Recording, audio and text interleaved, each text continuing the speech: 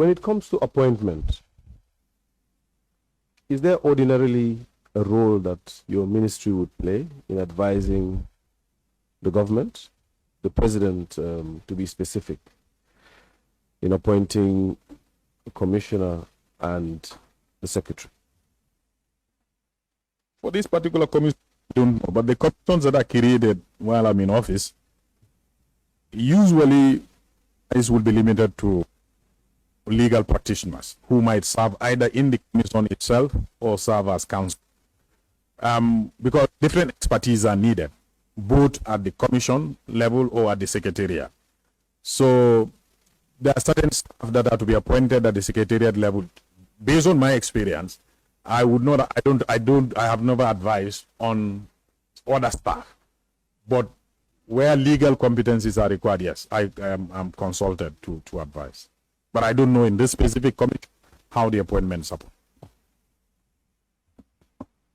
Perhaps if we can draw reference from the commissions that you have set up, just to guide the committee, would it be appropriate for the Attorney General to put in a word or two in advice as to personnel who will form up of the commissioners and the secretary? Since usually the commissions of inquiry have a legal face, if I can put it that way. Yeah, they are quasi-judicial. I don't with it, because any minister is the president on any subject if the president requires your advice.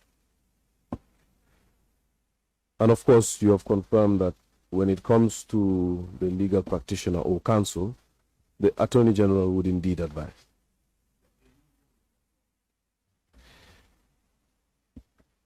Now, I can appreciate that you had previously given an answer that there is a criteria, but could you guide this committee as to specifics that the Attorney General would look at in appointing any of these individuals? I do appreciate that. Yeah, it mostly applies to lead counsel.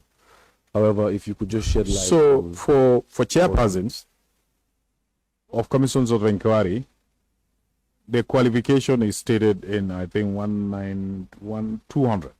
Is it? Yes.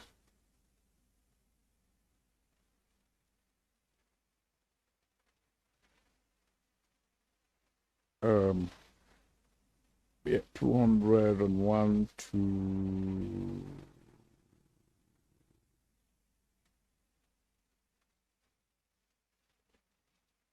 But thereabout. So for chairperson, the qualifications are in the Constitution. If it is a Section 200 Constitution, the chairperson's qualification is stated that it must be a person who was either a High Court judge or is qualified to be appointed a High Court judge. So that one is in the Constitution. I think we also have a Commission of Inquiry Act. Either there or one of the legislations, I couldn't accurately recall which legislation, which also states that other commission members should at least have some competence or experience in the subject matter, or let's say the mandate of the commission, because every commission is set up to look at something. So it is desirable that other than the chair, other members that are to be identified have some form of competence or experience in the subject matter of the inquiry. Yeah? Yeah. So those are some of the guiding principles we apply. Thank you, Honorable Attorney General. In applying those guiding principles, is there any requirement for filtering through conflicts of interest? Now, to put context to it, I can appreciate that the TOR, sorry, let me refer to it as the mandate of the commission, per clause 2 would have been